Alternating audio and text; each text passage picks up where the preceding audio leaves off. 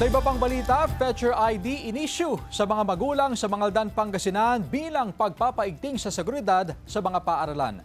Narito ang report.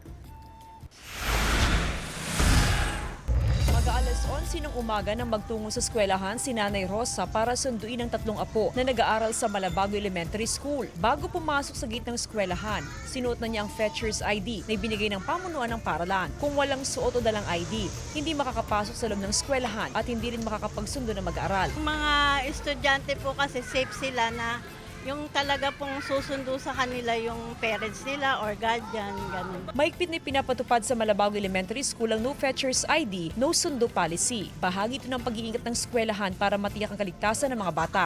Para sa safety ng lahat, para yung mga lahat ng papasok sa school, alam namin na part sila ng school talaga, Malabago Elementary School family.